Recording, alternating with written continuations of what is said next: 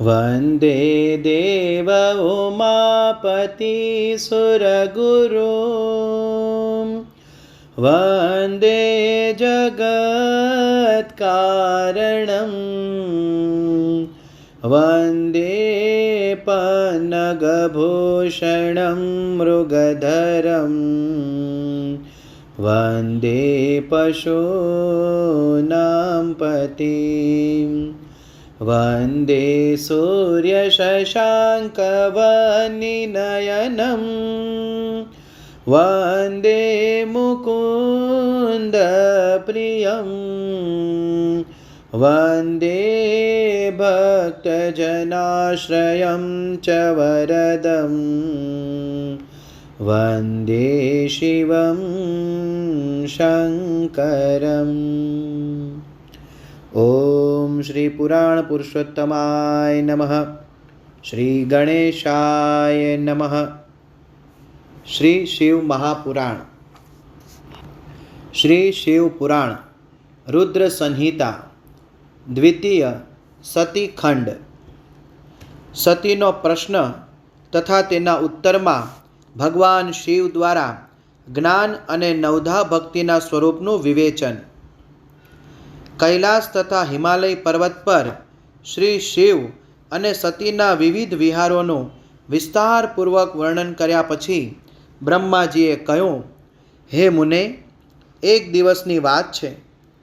દેવી સતી એકાંતમાં ભગવાન શંકરને મળ્યા અને એમને ભક્તિપૂર્વક પ્રણામ કરીને બંને હાથ જોડીને ઊભા રહ્યા. પ્રભુ શંકરને પૂર્ણ પ્રસન્ન જાણીને નમસ્કાર કરીને વિનીત ભાવે ઊભા રહીને દક્ષ કુમારી સતી ભક્તિભાવથી અંજલિબદ્ધ થઈને બોલ્યા. સતીએ કહ્યું, હે દેવદેવ મહાદેવ, કરુણાસાગર, પ્રભો, દિનોદ્ધાર પરાયણ, મહાયોગીન, મારા ઉપર કૃપા કરો. આપ પરમ પુરુષ છો, સર્વના સ્વામી છો, રજોગુણ, સત્વગુણ અને તમોગુણથી પાર છો, નિર્ગુણ પણ છો, સગુણ પણ છો, સર્વના સાક્ષી, નિર્વિકાર અને મહાપ્રભુ છો.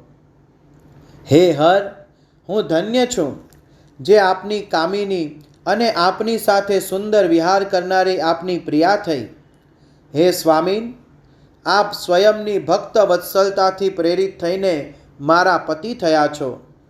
હે નાથ, મેં બહુ વર્ષો સુધી આપની સાથે વિહાર કર્યો છે. હે મહેશાન, હું એથી બહુ સંતુષ્ટ થઈ છું અને હવે મારું મન ત્યાંથી ઉઠી ગયું છે. હે દેવેશ્વર હર, હવે તો હું એ પરમ તત્વનું જ્ઞાન પ્રાપ્ત કરવા ચાહું છું જે નિરાતિશય સુખપ્રદાયક છે તથા જે દ્વારા જીવ સંસાર દુઃખથી અનાયાસ જ ઉદ્ધાર મેળવી લે છે. હે નાથ, જે કર્મનું અનુષ્ઠાન કરીને વિષયી જીવ પણ પરમ પદને પ્રાપ્ત કરી લે છે અને સંસાર બંધનમાં બંધાતો નથી, એ આપ બતાવો. મારા ઉપર કૃપા કરો. બ્રહ્માજી કહે છે, હે મુને, આ રીતે આદિશક્તિ મહેશ્વરી સતીએ કેવળ જીવોના ઉદ્ધાર માટે જ્યારે ઉત્તમ ભક્તભાવ સાથે ભગવાન શંકરને પ્રશ્ન કર્યો ત્યારે એમના એ પ્રશ્નને સાંભળીને સ્વેચ્છાએ શરીર ધારણ કરવાવાળા તથા યોગ દ્વારા ભોગથી વિરક્ત ચિત્તવાળા સ્વામી શિવે અત્યંત પ્રસન્ન થઈને સતીને આ પ્રકારે કહ્યું. શિવ બોલ્યા, હે દેવી, દક્ષ નંદિની, મહેશ્વરી, સાંભળો, હું એ જ પરમ તત્વનું વર્ણન કરું છું જેથી વાસનાબદ્ધ જીવ તત્કાળ મુક્ત થઈ શકે છે. હે પરમેશ્વરી, તમે વિજ્ઞાનને પરમ તત્વ જાણો.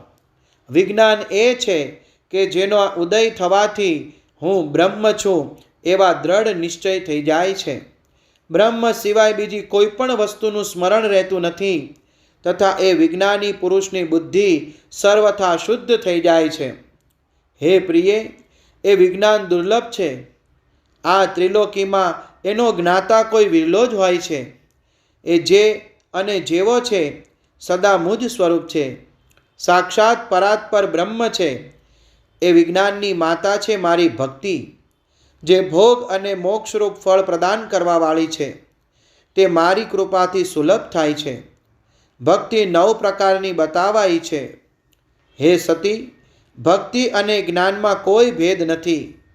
ભક્ત અને જ્ઞાની બંનેને જ સદા સુખ પ્રાપ્ત થાય છે. જે ભક્તિનો વિરોધી છે એને જ્ઞાનની પ્રાપ્તિ થતી નથી. હે દેવી, હું સદા ભક્તને આધીન રહું છું અને ભક્તિના પ્રભાવથી નીતિહીન નીચ મનુષ્યોના ઘરોમાં પણ ચાલ્યો જાઉં છું, એમાં સંશય નથી. હે સતી, એ ભક્તિ 2 પ્રકારની છે, સગુણા અને નિર્ગુણા. જે વૈધિ શાસ્ત્ર વિધિથી પ્રેરિત અને સ્વાભાવિક હૃદયના સહજ અનુરાગથી પ્રેરિત ભક્તિ હોય છે તે શ્રેષ્ઠ છે, તથા એથી ભિન્ન જે કામનામૂલક ભક્તિ હોય છે તે નિમ્ન કોટીની માની ગઈ છે. પૂર્વોક્ત સગુણા અને નિર્ગુણા આ બંને પ્રકારની ભક્તિ નૈષ્ઠિકી અને અનૈષ્ઠિકી એવા ભેદથી 2 પ્રકારની છે. નૈષ્ઠિકી ભક્તિ 6 પ્રકારની છે એવું જાણો. અનૈષ્ઠિકી ભક્તિ એક જ પ્રકારની કહેવામાં આવી છે. વિદ્વાન પુરુષ વિહિતા અને અવિહિતા વગેરે ભેદથી એને અનેક પ્રકારની માને છે. આ વિવિધ ભક્તિના બહુ જાતના ભેદ પ્રભેદ હોવાને કારણે એના તત્વનું અન્યત્ર વર્ણન કર્યું છે. હે પ્રિય, મુનિઓએ સગુણા અને નિર્ગુણા બંને ભક્તિના 9 અંગ કયા છે. હે દક્ષ નંદિની, હું એ 9 અંગોનું વર્ણન કરું છું, તમે પ્રેમથી સાંભળો. હે દેવી, શ્રવણ, કીર્તન, સ્મરણ, સેવન, દાસ્ય, અર્ચન, સદા મને વંદન, સખ્ય અને આત્મસમર્પણ આ વિદ્વાનોએ ભક્તિના 9 અંગ માન્યા છે. હે શિવે, ભક્તિના ઉપાંગો પણ ઘણા બતાવાયા છે. હે દેવી, હવે તમે મન લગાડીને મેં ભક્તિના પૂર્વોક્ત 9 અંગોનું પૃથક પૃથક લક્ષણ કહું છું તે સાંભળો. એ 9 લક્ષણ ભોગ તથા મોક્ષ પ્રદાયક છે. જે સ્થિર આસનથી બેસીને તન મન વગેરેથી મારા કથા કીર્તન વગેરેનું નિત્ય સન્માન કરતાં પ્રસન્નતાપૂર્વક પોતાના કાનને એના અમૃતોપમ રસનું પાન કરીને ભરી દે છે, એને એટલે કે એવા સાધનને શ્રવણ કહે છે. જે હૃદયાકાશ દ્વારા મારા દિવ્ય જન્મ કર્મોને ચિંતવે છે અને પ્રેમથી વાણી દ્વારા એનું ઉચ્ચ સ્વરથી ઉચ્ચારણ કરે છે, એના આવા ભજન સાધનને કીર્તન કહે છે. હે દેવી, મુજને નિત્ય મહેશ્વરને સદા અને સર્વત્ર વ્યાપક જાણીને નિરંતર નિર્જય રહે છે એને જ સ્મરણ કહેવાય છે. અરુણોદયથી લઈને પ્રત્યેક સમયે સેવ્યની અનુકૂળતાનું ધ્યાન રાખતા હૃદય અને ઇન્દ્રિયોથી જે નિરંતર સેવા કરવામાં આવે છે તે જ સેવન નામક ભક્તિ છે. પોતાને પ્રભુનો કિંકર માનીને હૃદયામૃતના ભોગથી સ્વામીનું સદા પ્રિય સંપાદન કરવું દાસ્ય કહેવામાં આવે છે. પોતાના ધન વૈભવ અનુસાર શાસ્ત્રીય વિધિથી મને પરમાત્માને સદા પાદ્ય વગેરે 16 ઉચ્ચારો જે સમર્પિત કરે છે એને અર્ચન કહે છે. મનથી ધ્યાન અને વાણીથી વંદનાત્મક મંત્રોનું ઉચ્ચારણપૂર્વક 8 અંગોથી ભૂતલનો સ્પર્શ કરતા જે ઈષ્ટદેવને નમસ્કાર કરવામાં આવે છે એને વંદન કહે છે. ઈશ્વર મંગલ અથવા અમંગલ જે કાંઈ પણ કરે છે એ સર્વ મારા મંગલ અર્થે જ છે, આવો દ્રઢ વિશ્વાસ રાખવો સખ્ય વ્યક્તિનું લક્ષણ છે.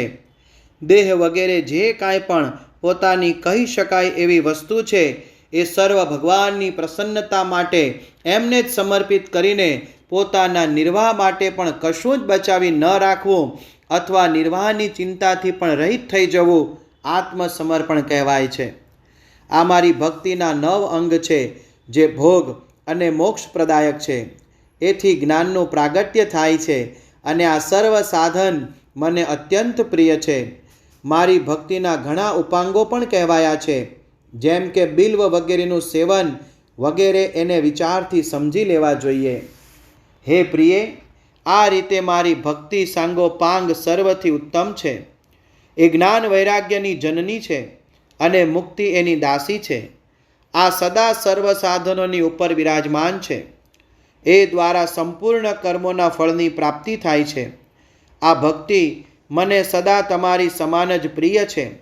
જેના ચિત્તમાં નિરંતર નિત્ય આ ભક્તિ નિવાસ કરે છે એ સાધક મને અત્યંત પ્રિય વહાલો લાગે છે. હે દેવેશ્વરી, ત્રણેય લોકમાં, ચારેય યુગોમાં ભક્તિની સમાન બીજો કોઈ સુખદાયક માર્ગ નથી. કલયુગમાં તો આ વિશેષ સુખદ અને સુવિધાજનક છે. હે દેવી, કળયુગમાં ઘણું કરીને જ્ઞાન અને વૈરાગ્યનો કોઈ ગ્રાહક નથી. તેથી એ બંને વૃદ્ધ, ઉત્સાહ શૂન્ય અને જર્જર થઈ ગયા છે. પરંતુ ભક્તિ કળયુગમાં તથા અન્ય સર્વ યુગોમાં પણ પ્રત્યક્ષ ફળ દેનારી છે. ભક્તિના પ્રભાવથી હું સદા એના વશમાં રહું છું, એમાં સંશય નથી. સંસારમાં જે ભક્તિમય પુરુષ છે એને હું સદા સહાયતા કરું છું અને એના સર્વ વિઘ્નો દૂર હટાવું છું. એ ભક્તનો જે શત્રુ હોય તેને હું દંડ આપું છું, સજા ફટકારું છું, એમાં પણ સંશય નથી. હે દેવી, હું મારા ભક્તોનો રક્ષક છું. ભક્તની રક્ષા માટે જ મેં કુપિત થઈને મારા નેત્રજનિત અગ્નિથી કાળને પણ દગ્ધ કરી દીધો હતો. હે પ્રિય, ભક્તને માટે મેં પૂર્વકાળમાં સૂર્ય પર પણ અત્યંત ક્રુદ્ધ થઈ ગયો હતો અને શૂલ લઈને એમને મારી ભગાવ્યા હતા. હે દેવી, ભક્તને માટે મેં સૈન્ય સહિત રાવણને પણ ક્રોધપૂર્વક છોડી દીધો હતો અને એનો ક્યારેય પક્ષપાત કર્યો ન હતો. હે સતી, એ દેવેશ્વરી, બહુ કહેવાથી શો લાભ? હું સદાય ભક્તોને અધીન રહું છું અને ભક્તિ કરનાર પુરુષના અત્યંત વશમાં થઈ જાઉં છું. બ્રહ્માજી કહે છે, હે નારદ, આ રીતે ભક્તનું મહત્વ સાંભળીને દક્ષ કન્યા સતીને બહુ હર્ષ થયો. એમણે અત્યંત પ્રસન્નતાપૂર્વક ભગવાન શિવને મનોમન પ્રણામ કર્યા. હે મુને, સતી દેવીએ પુનઃ ભક્તિકાંડ વિષયક શાસ્ત્રના વિષયમાં ભક્તિપૂર્વક પૂછ્યું. એમણે જિજ્ઞાસા કરી કે જે લોકમાં સુખદાયક તથા જીવોના ઉદ્ધારના સાધનોનો પ્રતિપાદક છે એ શાસ્ત્ર કયા છે? એમણે યંત્ર, મંત્ર, શાસ્ત્ર, એમનું મહાત્મ્ય તથા અન્ય જીવોદ્ધારક ધર્મમય સાધનોના વિષયમાં વિશેષ રૂપે જાણવાની ઈચ્છા પ્રગટ કરી. સતીના આ પ્રશ્નને સાંભળીને શંકરજીના મનમાં બહુ પ્રસન્નતા થઈ. એમણે જીવોના ઉદ્ધાર માટે સર્વ શાસ્ત્રોનું પ્રેમપૂર્વક વર્ણન કર્યું. મહેશ્વરે પાંચેય અંગો સહિત તંત્રશાસ્ત્ર, યંત્રશાસ્ત્ર તથા ભિન્ન ભિન્ન દેવેશ્વરોના મહિમાનું વર્ણન કર્યું. હે મુનીશ્વર, ઇતિહાસ કથા સહિત એ દેવતાઓના ભક્તોનો મહિમા અને વર્ણાશ્રમ ધર્મોનું તથા રાજધર્મોનું પણ નિરૂપણ કર્યું.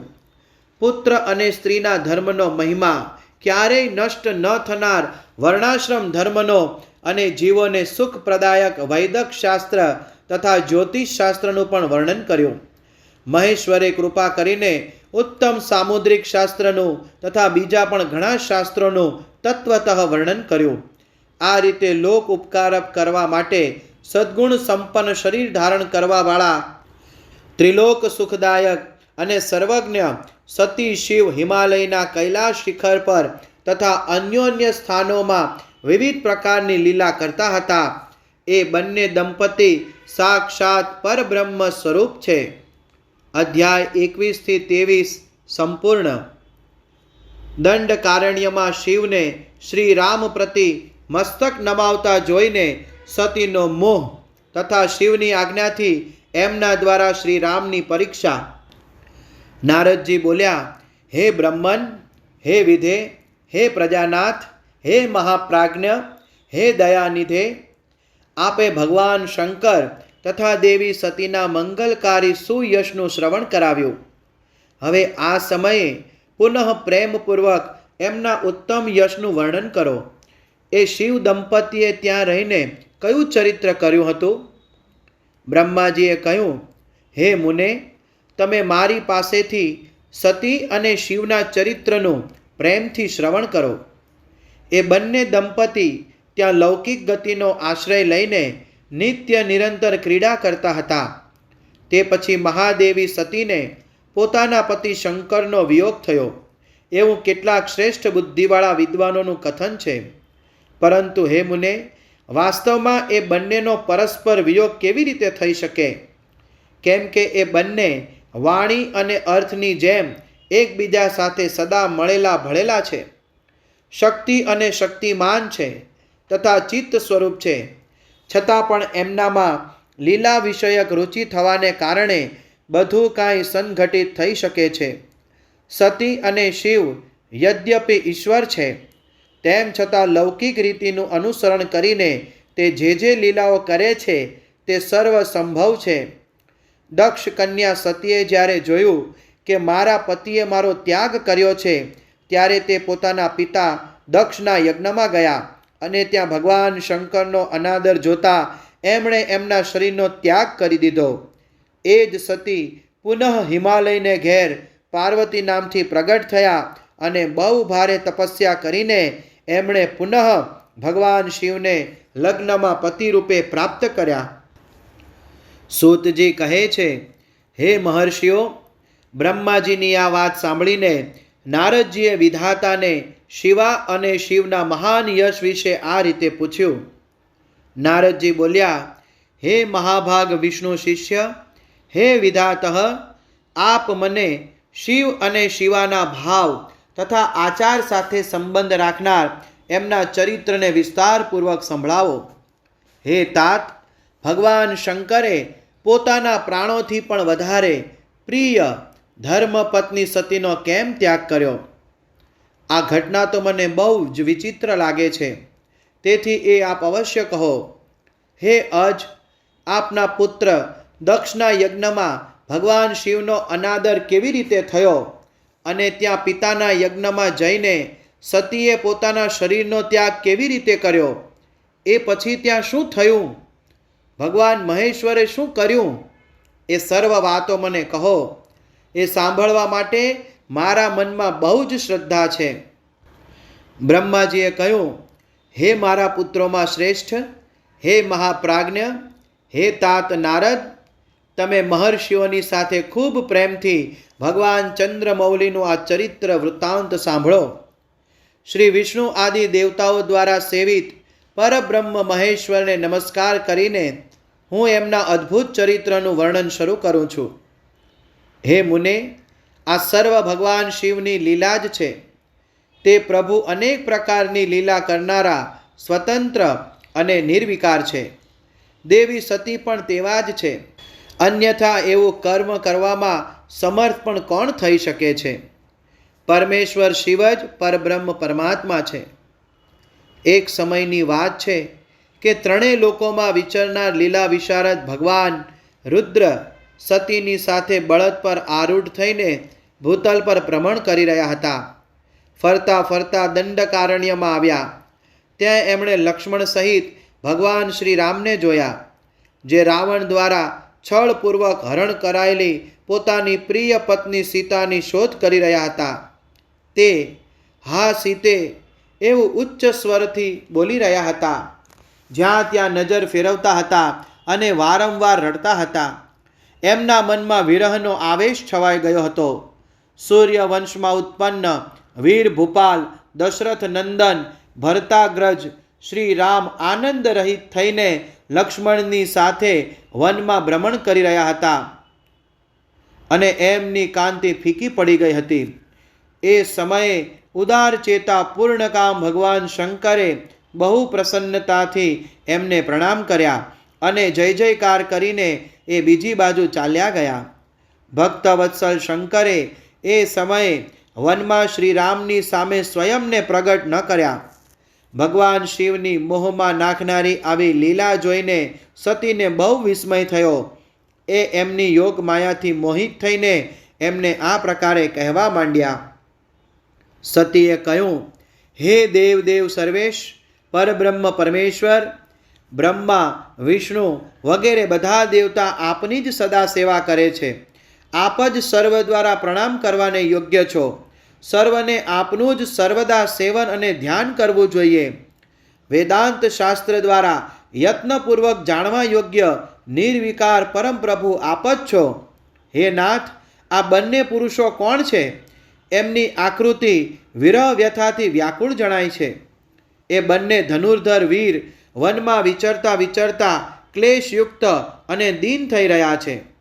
એમાં જ જ્યેષ્ઠ મોટા છે, એમની અંગ કાંતિ નીલકમલની જેમ શ્યામ છે.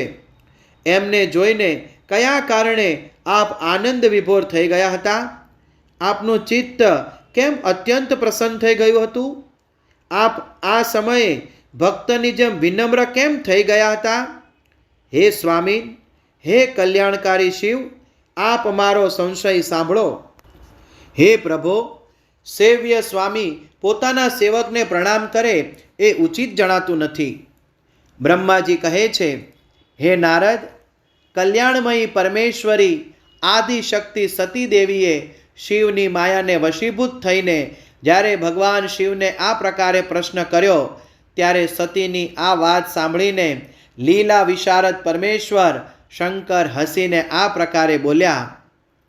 પરમેશ્વરે કહ્યું, હે દેવી, સાંભળો, હું પ્રસન્નતાપૂર્વક યથાર્થ વાત કહું છું, એમાં છળ નથી. વરદાનના પ્રભાવથી જ મેં એમને આદરપૂર્વક પ્રણામ કર્યા છે. હે પ્રિય, આ બંને ભાઈ વીરો દ્વારા સન્માનિત છે. એમના નામ છે શ્રી રામ અને લક્ષ્મણ. એમનું પ્રાગટ્ય સૂર્યવંશમાં થયું છે. એ બંને રાજા દશરથના વિદ્વાન પુત્રો છે. એમાં જે ગોરા રંગના નાના ભાઈ છે તે સાક્ષાત શેષના અંશ છે. એમનું નામ લક્ષ્મણ છે. એમના મોટા ભાઈનું નામ શ્રીરામ છે. એમના રૂપે ભગવાન વિષ્ણુ જ પોતાના સંપૂર્ણ અંશથી પ્રગટ થયા છે. ઉપદ્રવ એમનાથી દૂર જ રહે છે. તે સાધુ પુરુષોની રક્ષા અને અમારા લોકોના કલ્યાણ માટે જ પૃથ્વી પર અવતીર્ણ થયા છે. આવું કહીને સૃષ્ટિ કરતા ભગવાન શંભુ ચૂપ થઈ ગયા. ભગવાન શિવની આવી વાત સાંભળીને સતીના મનને વિશ્વાસ થયો નહીં. આવું કેમ ન થાય? ભગવાન શિવની માયા બહુ પ્રબળ છે. તે તો સંપૂર્ણ ત્રિલોકીને મોહમાં નાખવાવાળી છે. સતીના મનમાં મારી વાત પર વિશ્વાસ નથી એવું જાણીને લીલા વિશારદ પ્રભુ સનાતન શંભુ આમ બોલ્યા. શિવે કહ્યું, હે દેવી, મારી વાત સાંભળો. જો તમારા મનમાં મારા કથન પર વિશ્વાસ ન હોય તો તમે ત્યાં જઈને સ્વયંની બુદ્ધિથી જ શ્રીરામની પરીક્ષા કરી લો. હે પ્યારી સતી, જેવી રીતે તમારો મોહ અથવા ભ્રમ નષ્ટ થઈ જાય એ જ કરો. તમે ત્યાં જઈને પરીક્ષા કરો. ત્યાં સુધી હું આ વડના ઝાડ નીચે ઊભો છું. બ્રહ્માજી કહે છે, હે નારદ, ભગવાન શિવની આજ્ઞાથી ઈશ્વરી સતી ત્યાં ગયા અને મનમાં ને મનમાં વિચારવા લાગ્યા કે હું વનચારી રામની પરીક્ષા કેવી રીતે કરું. ચાલો, સારું, હું સીતાનું રૂપ ધારણ કરીને રામની પાસે પહોંચું. જો રામ સાક્ષાત વિષ્ણુ છે તો બધું જાણી લેશે, નહીં તો એ મને નહીં ઓળખે. એવો વિચાર સતી સીતા બનીને શ્રી રામની પાસે એમની પરીક્ષા લેવા માટે સતી ગયા. સતીને સીતાના રૂપમાં સામે આવેલા જોઈને શિવ શિવનો જપ કરતા કરતા રઘુકુળ નંદન શ્રીરામ બધું જાણી ગયા અને હસતા હસતા એમને નમસ્કાર કરીને બોલ્યા. શ્રીરામે પૂછ્યું, હે સતીજી, આપને નમસ્કાર છે. આપ પ્રેમપૂર્વક બતાવો કે ભગવાન શંભુ ક્યાં ગયા છે? તમે પતિ વિના એકલા જ આ વનમાં કેવી રીતે આવ્યા? હે દેવી, તમે તમારું રૂપ છોડીને શા માટે આ નૂતન રૂપ ધારણ કર્યું છે? મારા પર કૃપા કરીને એનું કારણ જણાવો. શ્રી રામચંદ્રજીની આ વાત સાંભળીને સતી એ સમયે આશ્ચર્યચકિત થઈ ગયા. તે શિવજીએ કહેલી વાતનું સ્મરણ કરીને અને એને યથાર્થ સમજીને બહુ લજ્જિત થયા. શ્રી રામને સાક્ષાત વિષ્ણુ જાણીને પોતાના રૂપને પ્રગટ કરીને મનમાં ને મનમાં જ ભગવાન શિવના ચરણારવિંદોનું ચિંતન કરી પ્રસન્ન ચિત્ત થયેલા સતી એમને આ પ્રમાણે કહેવા લાગ્યા. હે રઘુનંદન, સ્વતંત્ર પરમેશ્વર ભગવાન શિવ મારા તથા અન્ય પાર્ષદોની સાથે પૃથ્વી પર ભ્રમણ કરતા કરતા આ વનમાં આવી ગયા હતા. અહીં એમણે સીતાની શોધમાં લાગેલા લક્ષ્મણ સહિત આપને જોયા. એ વખતે સીતાને માટે તમારા મનમાં ક્લેશ દુઃખ વધારે હતા અને તમે વિરહ શોકથી પીડિત જણાતા હતા. એ અવસ્થામાં તમને પ્રણામ કરીને એ ચાલ્યા ગયા અને પેલા વડના વૃક્ષની નીચે હજુ સુધી ઊભા છે. ભગવાન શિવ બહુ આનંદ સાથે તમારા વૈષ્ણવ રૂપના ઉત્કૃષ્ટ મહિમાનું ગાન કરી રહ્યા હતા.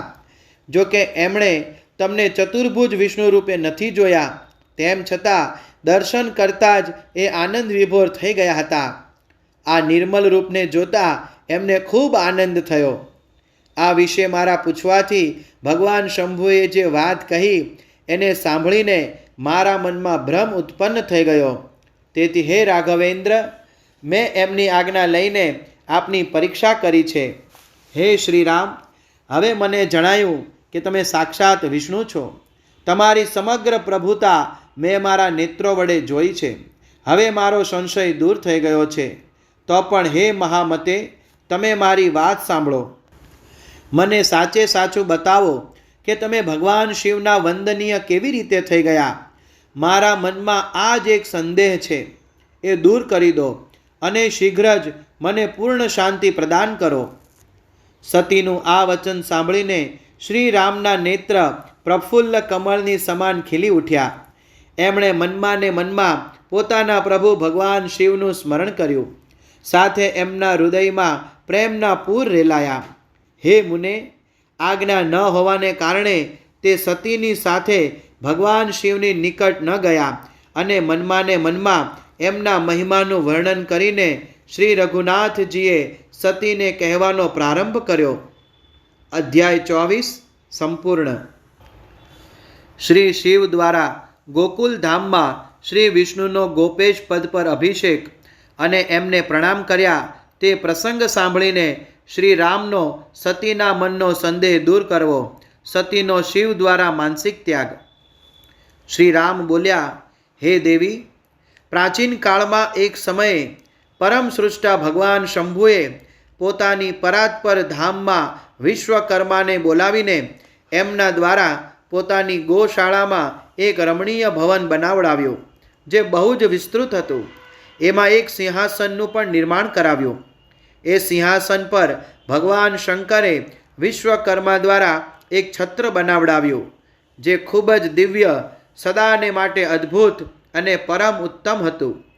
ત્યાર પછી એમણે બધી જ બાજુએથી ઇન્દ્ર આદિ દેવગણો, સિદ્ધો, ગંધર્વો, નાગ આદિક તથા સંપૂર્ણ ઉપદેવોને પણ ત્યાં બોલાવ્યા.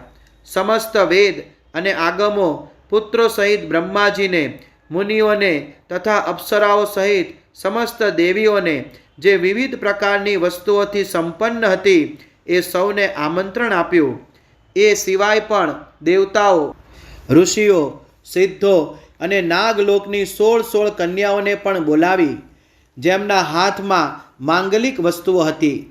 હે મુને, વીણા, મૃદંગ વગેરે વિવિધ પ્રકારના વાદ્યો વગાડીને સુંદર ગીતો દ્વારા મહાન ઉત્સવ રચ્યો.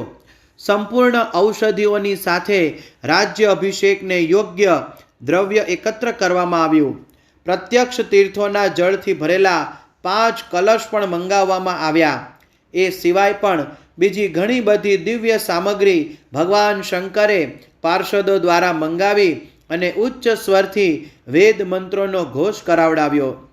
હે દેવી, ભગવાન વિષ્ણુની પૂર્ણ ભક્તિથી મહેશ્વર દેવ સદા પ્રસન્ન રહેતા હતા. એટલા માટે એમણે પ્રીતિયુક્ત હૃદયથી શ્રી હરિને વૈકુંઠથી બોલાવ્યા અને શુભ મુહૂર્તમાં શ્રી હરિને એ શ્રેષ્ઠ સિંહાસન પર બેસાડીને મહાદેવજીએ સ્વયં જ પ્રેમપૂર્વક એમને સર્વ પ્રકારના આભૂષણોથી વિભૂષિત કર્યા. એમના માથા પર મનોહર મુગટ પહેરાવ્યો અને અનેક મંગલ કૌતુક થયા. આ બધું થઈ ગયા પછી મહેશ્વરે સ્વયં બ્રહ્માંડ મંડપમાં શ્રીહરિનો અભિષેક કર્યો અને એમને પોતાનું બધું જ ઐશ્વર્ય પ્રદાન કર્યું, જે બીજાઓની પાસે ન હતું. ત્યાર પછી સ્વતંત્ર ઈશ્વર ભક્તવત્સલ શંભુએ શ્રીહરિનું સ્તવન કર્યું અને પોતાની પરાધીનતાને સર્વત્ર પ્રસિદ્ધ કરતા એ લોક કરતા બ્રહ્માને આ પ્રકારે કહેવા લાગ્યા. મહેશ્વરે કહ્યું, હે લોકેશ, આજથી મારી આજ્ઞા અનુસાર એ વિષ્ણુ હરિ સ્વયં મારા વંદનીય થઈ ગયા છે. આ વાતને બધા જ સાંભળી રહ્યા છો. હે તાત, તમે સંપૂર્ણ દેવતાઓની સાથે શ્રીહરિને પ્રણામ કરો અને આ વેદ મારી આજ્ઞાથી મારી જેમ જ આ શ્રીહરિનું વર્ણન કરે. શ્રી રામચંદ્રજી કહે છે, હે દેવી, ભગવાન વિષ્ણુની શિવ ભક્તિ જોઈને પ્રસન્નચિત્ત થયેલા વરદાયક ભક્ત વત્સલ રુદ્રદેવે ઉપરયુક્ત વાત કહીને સ્વયં જ શ્રી ગરુડ ધ્વજને પ્રણામ કર્યા. ત્યાર પછી બ્રહ્મા આદિ દેવતાઓ, મુનિઓ અને સિદ્ધો વગેરેએ પણ એ સમયે શ્રીહરિની વંદના કરી. ત્યાર પછી અત્યંત પ્રસન્ન થયેલા ભક્તવત્સલ મહેશ્વરે દેવતાઓ સમક્ષ શ્રીહરિને મોટા મોટા વરદાનો આપ્યા. મહેશ બોલ્યા, હે હરે, તમે મારી આજ્ઞાથી સંપૂર્ણ લોકોના કર્તા, પાલક અને સંહારક થાઓ. ધર્મ, અર્થ અને કામના દાતા તથા દુર્નીતિ અથવા અન્યાય કરનારા દુષ્ટોને દંડ દેનારા બનો. મહાન બળ પરાક્રમથી સંપન્ન જગત પૂજ્ય જગદીશ્વર બની રહો. સમરાંગણમાં તમને કોઈ જીતી શકે નહીં. મારાથી પણ ક્યારેય તમે પરાજિત નહીં થાઓ. તમે મારી આપેલી 3 પ્રકારની શક્તિઓ ગ્રહણ કરો. એક તો ઈચ્છા આદિની સિદ્ધિ, બીજી વિવિધ પ્રકારની લીલાઓ પ્રગટ કરવાની શક્તિ અને ત્રીજી ત્રણેય લોકમાં નિત્ય સ્વતંત્રતા. હે હરે, જેઓ તમારો દ્વેષ કરવાવાળા છે તેઓ નિશ્ચય જ મારા દ્વારા પ્રયત્નપૂર્વક દંડનીય થશે. હે વિષ્ણુ, હું તમારા ભક્તોને ઉત્તમ મોક્ષ પ્રદાન કરીશ.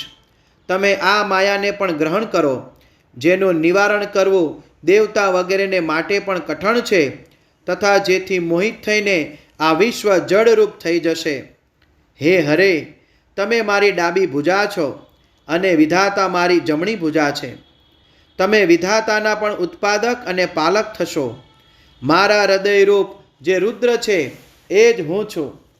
એ રુદ્ર તમારા અને બ્રહ્મા વગેરે દેવતાઓના પણ નક્કી પૂજ્ય જ છો. તમે અહીં રહીને વિશેષ રૂપે સંપૂર્ણ જગતનું પાલન કરો. વિવિધ પ્રકારની લીલાઓ કરનાર વિભિન્ન અવતારો દ્વારા સદા સર્વની રક્ષા કરતા રહો. મારા ચિન્મય ધામમાં તમારું જે આ પરમ વૈભવશાળી અને અત્યંત ઉજ્જવળ સ્થાન છે તે ગોલોક નામથી પ્રખ્યાત થશે. હે હરિ, ભૂતળ પર જે તમારા અવતાર થશે તે સર્વના રક્ષક અને મારા ભક્ત હશે. હું એમના અવશ્ય દર્શન કરીશ. તેઓ મારા વરદાનથી સદા પ્રસન્ન રહેશે. શ્રી રામચંદ્રજી કહે છે, હે દેવી, આ રીતે શ્રી હરિને પોતાનું અખંડ ઐશ્વર્ય સોંપીને ઉમા વલ્લભ ભગવાન હર સ્વયં કૈલાસ પર્વત પર રહીને પોતાના પાર્ષદોની સાથે સ્વચ્છંદ ક્રીડા કરે છે. ત્યારથી ભગવાન લક્ષ્મીપતિ ત્યાં ગોપ વેશ ધારણ કરીને આવ્યા અને ગોપ ગોપી તથા ગાયોના અધિપતિ થઈને ખૂબ જ પ્રસન્નતાથી સાથે રહેવા લાગ્યા. તે શ્રી વિષ્ણુ પ્રસન્ન ચિત્ત થઈને સમસ્ત જગતની રક્ષા કરવા લાગ્યા. તે શિવની આજ્ઞાથી વિવિધ પ્રકારના અવતાર ગ્રહણ કરીને જગતનું પાલન કરે છે. આ સમયે એ જ શ્રીહરિ ભગવાન શંકરની આજ્ઞાથી 4 ભાઈઓના રૂપે અવતીર્ણ થયા છે. એ 4 ભાઈઓમાં સૌથી મોટો હું રામ છું, બીજા ભરત, ત્રીજા લક્ષ્મણ છે અને ચોથા ભાઈ શત્રુઘ્ન છે. હે દેવી, હું પિતાની આજ્ઞાથી સીતા અને લક્ષ્મણની સાથે વનમાં આવ્યો હતો. અહીં કોઈ નિશાચરે મારી પત્ની સીતાને હરી લીધી છે અને હું વિરહી થઈને ભાઈની સાથે આ વનમાં મારી પ્રિયાની શોધમાં છું. જ્યારે આપનું દર્શન પ્રાપ્ત થઈ ગયું ત્યારથી મારું કુશળ મંગળ જ થશે. હે મા સતી, આપની કૃપાથી આવું થવામાં કોઈ સંદેહ નથી. હે દેવી, નિશ્ચય જ આપના તરફથી મને સીતાની પ્રાપ્તિ વિષયક વરદાન પ્રાપ્ત થશે. આપના અનુગ્રહથી સર્વ દુઃખદાયી રાક્ષસને મારીને હું સીતાને અવશ્ય પ્રાપ્ત કરીશ. આજે મારું મહાન સૌભાગ્ય છે જે આપ બંનેએ મારા પર કૃપા કરી. જેના ઉપર આ બંને દયાળુ થઈ જાય એ પુરુષ ધન્ય અને શ્રેષ્ઠ છે. આ રીતે ઘણી વાતો કહીને કલ્યાણમયી સતી દેવીને પ્રણામ કરીને રઘુકુળ શિરોમણી શ્રી રામ એમની આજ્ઞાથી એ વનમાં વિચરણ કરવા લાગ્યા. પવિત્ર હૃદયવાળા શ્રી રામની આ વાત સાંભળીને સતી મનમાં ને મનમાં જ શિવ ભક્તિ પરાયણ રઘુનાથજીની પ્રશંસા કરતા બહુ જ પ્રસન્ન થયા, પણ પોતાના કર્મને યાદ કરીને મનમાં બહુ શોક કરવા લાગ્યા. એમની અંગ કાંતિ ફીકી પડી ગઈ. તે ઉદાસ થઈને શિવજી પાસે પરત આવ્યા.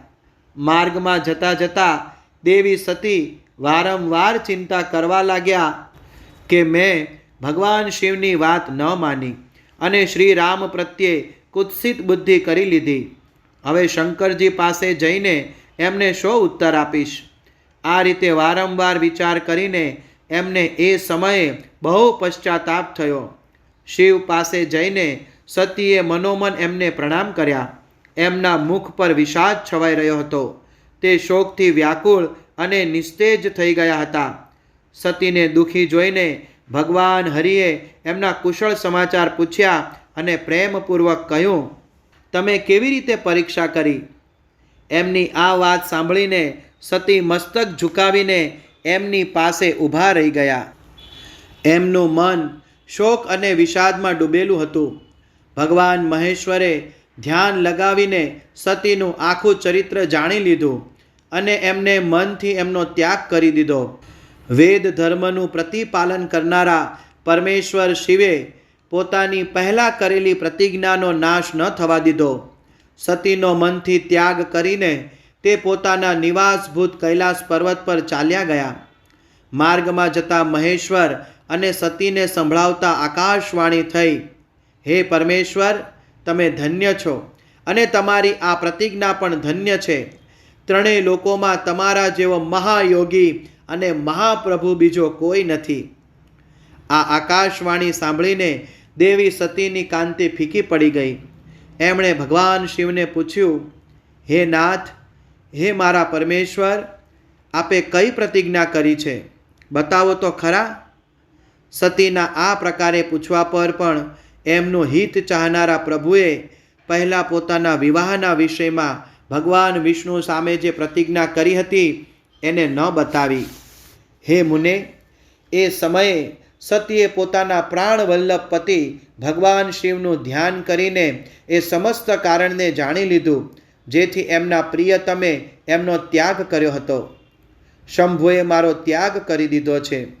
એ વાતને જાણીને દક્ષ કન્યા સતી શીઘ્ર જ અત્યંત શોકમાં ડૂબી ગયા અને વારંવાર ડુસકે ચઢી ગયા. સતીના મનોભાવ જાણીને શિવે એમને માટે જે પ્રતિજ્ઞા કરી હતી એને ગુપ્ત જ રાખી હતી અને એ બીજી બાજુ બહુ જ કથાઓ કહેવા લાગ્યા.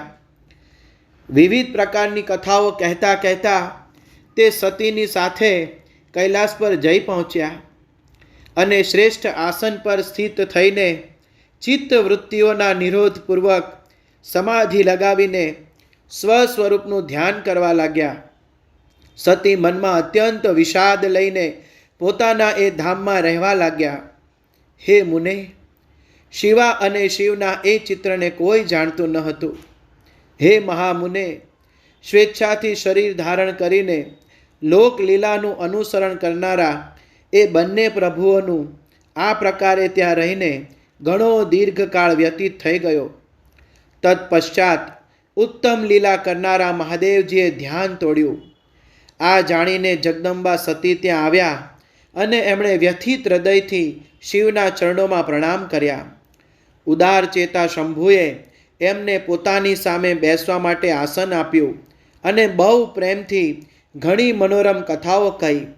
એમણે એવી જ લીલા કરીને સતીના શોકને તત્કાળ દૂર કરી દીધો. તેઓ પૂર્વવત સુખી થઈ ગયા. તેમ છતાં પણ શિવજીએ પોતાની પ્રતિજ્ઞા છોડી નહીં. હે તાત, પરમેશ્વર શિવના વિષયમાં આ કોઈ આશ્ચર્યની વાત જ ન સમજવી જોઈએ. હે મુને, મુનિઓ શિવ અને શિવાની આવી જ કથા કહે છે. કેટલાક એ બંનેમાં વિયોગ માને છે, પરંતુ એમનામાં વિયોગ કેવી રીતે સંભવી શકે?